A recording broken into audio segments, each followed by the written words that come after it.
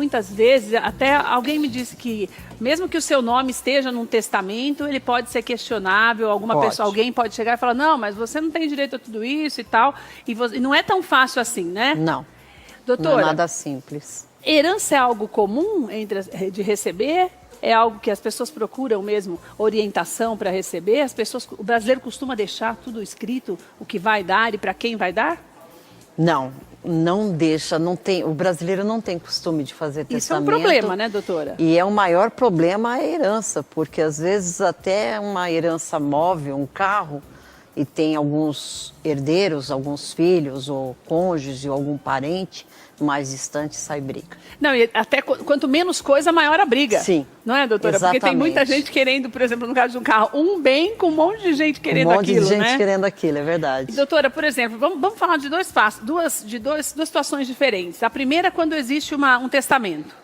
Independente da quantidade de bens, esse testamento, normalmente, ele descreve os bens ou descreve aquelas pessoas que a pessoa que morreu gostaria de recebê-los? O ente querido, antes de falecer, qualquer pessoa pode fazer o testamento. Tem várias formas de testamento. Tem o testamento feito em cartório, que é o melhor, que é o testamento público. Lá ele vai receber a orientação necessária dentro das formas legais, porque só pode dispor 50% dos bens quando tem herdeiro legítimos, né? Que é um quando herdeiro tem legítimo, doutora? Filhos, cônjuge, dependendo do regime de patrimônio, né? Comunhão universal de bens. Se o ente querido for o falecido, o marido, a esposa tem direito a 50%. Então, se ele for fazer um testamento em vida, ele só pode dispor de 50% da parte dele. Se ele tiver filhos, só 25%. Mas a pessoa tem o direito, a esposa tem o direito se for casada com comunhão de bens ou não necessariamente? É casada, 50% já é dela? Depende do regime patrimonial do casamento. Entendi. Comunhão universal de bens, comunhão parcial de bens, os bens adquiridos após a data do casamento, se ele deixar bens após a data do casamento, né? Entendi. Senão, não. E a separação total de bens, não, só se ele deixar. Daí a separação no testamento, um imóvel, mas o regime é de separação total de bens. Mas ele deixa um imóvel que não prejudique os descendentes legítimos, que se tiver filhos, ou casal, ou filho de outro casamento, aí pode deixar também. Daí, nesse caso, por exemplo, os 50% ficam dessa esposa e os outros 50% para todo mundo, para todos os filhos. Para os herdeiros, por isso que você falou no começo sobre o testamento. Se tem dois imóveis, vamos dar um exemplo prático para entender. Tem duas casas. Certo. E aí o casal tem o regime patrimonial lá, do regime de casamento, comunhão universal de bens. Certo. Então ela tem direito à herança, tanto faz se uma das casas ele comprou quando era solteiro e a outra ele comprou quando era casado. Essa esposa, com o regime comunhão de universal de bens, ela vai ter direito aos dois imóveis. Então ele tem filhos nesse segundo patrimônio, nesse segundo casamento, e ele teve filho no primeiro casamento. Todos os filhos serão herdeiros legítimos, são os principais herdeiros. Ela terá direito à metade desse patrimônio. Então são duas casas, uma casa fica para os filhos, uma casa fica para ela, de preferência onde ela estava morando até o falecimento do marido. E daí, doutora, por exemplo, vamos supor que os filhos queiram questionar isso, acham que não, que ela não, como é pouca coisa, que a pessoa não teria o direito de ter tanto. Acontece muito isso, de tentarem protestar. Sim. Mas esse protesto é em vão ou eles podem ser beneficiados e a esposa perder o direito? Não, depende do regime patrimonial dela e depende do seguinte, se tiver menor de idade, aí geralmente tem que ser via judicial. Esse inventário, essa partilha de bens, quando tem menor de idade, tem que ser via judicial, isso é uma condição sine qua non. Se tiver só maior de idade, vai para cartório. E aí, aquele negócio, que tipo de regime de bens que ela está casada, ela tem sempre esse direito assegurado para ela. E daí os outros 50%, como você tinha começado a falar, daí, por exemplo, se tem uma casa só, se tem duas casas, uma vai ficar com ela e essa outra casa, se tiver 4 filhos, divide por 4? Divide por 4.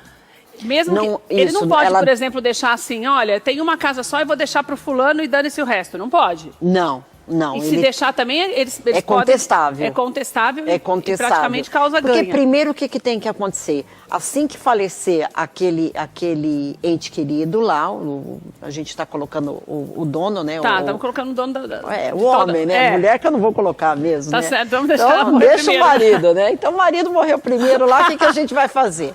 Bom, primeiro o que tem que se fazer? Reunir os herdeiros necessários, os legítimos filhos e cônjuges. Se tiver testamento. Se tiver, juntar a família. Tá. Então tem a esposa, os filhos do primeiro casamento, vamos bagunçar um pouquinho mais. E filhos do segundo casamento. Certo. Junta todo mundo. Muito bem, vai nomear um inventariante, alguém de confiança. A esposa, o filho mais velho, vai levantar tudo que a pessoa tem. Certo. Depois que levantar tudo que a pessoa tem que levantar a dívida. Porque a pessoa tem conta bancária, tem aplicação, tem uma aposentadoria, tudo isso tem também uma poupança. A pessoa tem direito?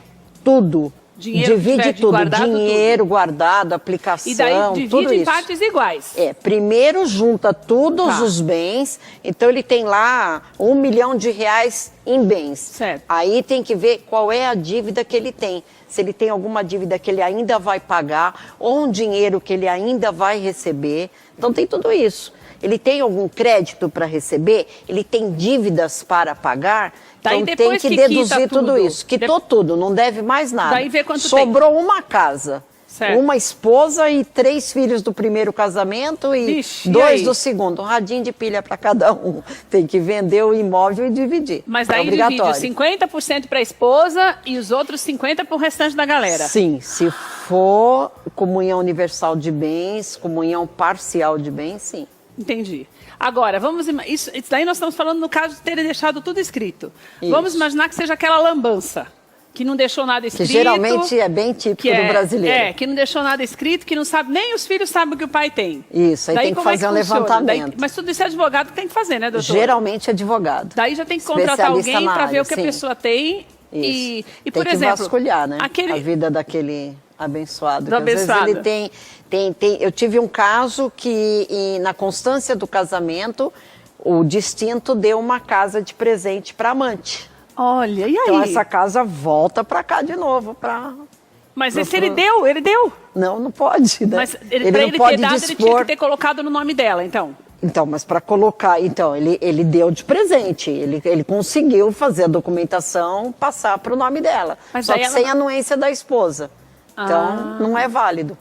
Então, isso aí volta para os bens. Volta para os bens para ser dividido. Quando que é válido um presente assim?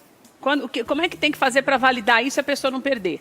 Não no caso de amante, mas uma pessoa, sei lá, o cara fez uma boa ação e quer dar um presente para alguém. Se for um imóvel tem que ser anuência da sócia, né? Porque o casamento é uma sociedade.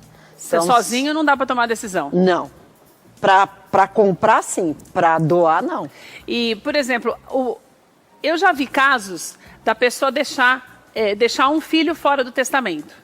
Exatamente, eu ia tocar nesse assunto. Porque assim, aquilo ali é o rebelde, é o castão, o drogado. Tem um filho que ele nunca está com o pai, não cuidou da mãe ou do pai. Era porque ele era drogado mesmo, e é uma pessoa que gastava tudo, e o pai tinha medo de deixá-lo mesmo com o dinheiro, e com isso ele acabasse se utilizando desse dinheiro para consumir mais drogas. Então ele tirou o moço do testamento. Para tirar o direito de herança desse filho, ele tem que entrar com um processo de indignidade, né, que fala que ele não é digno da herança, ou seja, tem que deserdar esse filho. Se ele não deserdou, ele faleceu. Em vida ele achou que esse filho não poderia, mas juridicamente esse filho tem direito, porque ele não está deserdado, e deserdar alguém é a coisa mais difícil que tem. Meu Deus. Agora, tem usar drogas não é motivo para deserdar. Eu já vi o caso de uma pessoa que tem 3 filhos, que era da mulher. Mas aí, quando casou com essa mulher, as crianças eram pequenas. Então, na verdade, são enteados, não são filhos. São enteados, mas ele que criou mesmo, porque pegou as crianças assim pequenininhas mesmo. Um era até assim, tinha 1 ano e pouco. Mas não tinha o nome dele nem nada, ele não adotou nem nada. Não adotou, mas cuidou até hoje eles estão formados, tem médico, tem tudo lá. Perfeito. Se essa pessoa morre, não morreu ainda. Tá. Mas teve um problema que falava assim, olha, eu vou deixar, não tenho muito contato com os meus filhos do primeiro casamento e eu quero deixar para os meus filhos, para os meus enteados. Ele só pode deixar o que for disponível do bem que não fere legalmente os filhos legítimos. E o que é o bem que não fere legalmente os filhos legítimos? Geralmente são o que ele tem a mais, 50% da parte dele, que ele pode dispor, 25% dos 50% da parte dele, no 100% no todo. É uma matemática meio complicada. Mas tem lá 100% de bens. Certo. Então 50% é a parte dele. Desses 50%, 25% é o que ele pode dispor. Pode fazer o que ele quiser. Os outros 75% não? Não, porque é dos filhos legítimos. Entendi. E os Agora, outros 50% é da esposa. Então, eu não sei se eu estou errada, Elô, mas então quando a pessoa é adotada, ela não tem direito a nada? Depende da forma de adoção. Tem adoção que tem direito e tem adoção que não. E qual a adoção que não tem direito, Elô? Geralmente é a adoção pelo Código Civil, se não me engano, que eu não sou especialista na área. Mas se não me engano é pelo Código Civil, porque tem adoção pelo ECA, e tem ECA é o Estatuto da Criança e do Adolescente. Deve ser quando adota criancinha, já está no nome, tudo. Isso, se tiver no agora, nome... Isso. E tem essa adoção pelo Código Civil. Não sei se a atualização da lei mudou, mas o meu conhecimento no aspecto geral tem esse tipo de adoção que você precisa ver. Tem adoção que não dá direito e tem adoção que sim, mas isso daí realmente tem que ser um especialista para poder te responder com exatidão. Estou falando de uma forma genérica. Você já deve ter visto casos como esse que eu vou te falar, porque eu já vi, fiquei muito que impressionada muito complexo, na época. Né? Não, eu vi um que é mais assim, eu achei muito absurdo assim, que quando a pessoa morreu, ela já era viúva.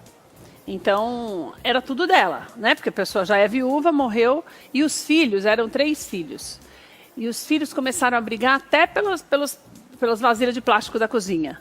Daí o advogado ainda falou assim na época, olha, se vocês quiserem a gente parte tudo no meio, né? Para vocês ficarem parte do sofá. Porque eles não queriam, porque você tem que... O advogado na época pediu para que eles não tinham testamento, como não tinha o pai, né? Então era 100% era para dividir.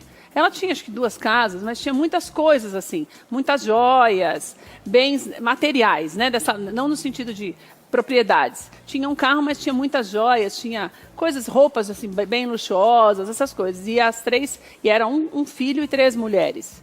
Então elas queriam mesmo arrancar um pedaço de cada manga da roupa. Tem que usar o bom senso. E daí, nesse caso, o bom senso. Quando acontece isso, todo mundo tem o direito, mas daí tem que tentar fazer uma coisa amigável, do tipo, olha, vocês escolhem o que vocês querem, tentam entrar num acordo, é o melhor caminho? Porque não é advogado, é bom senso, o melhor caminho é o bom senso, né? Você falou, tem 3 filhas mulher e 1 filho homem. Para que ele vai querer um par de brinco? Para que ele vai querer um anel feminino? Deixa para as irmãs. Ah, mas é um bem material. Então pega tudo, junta tudo, vende e divide o dinheiro. E Elô, é uma saída.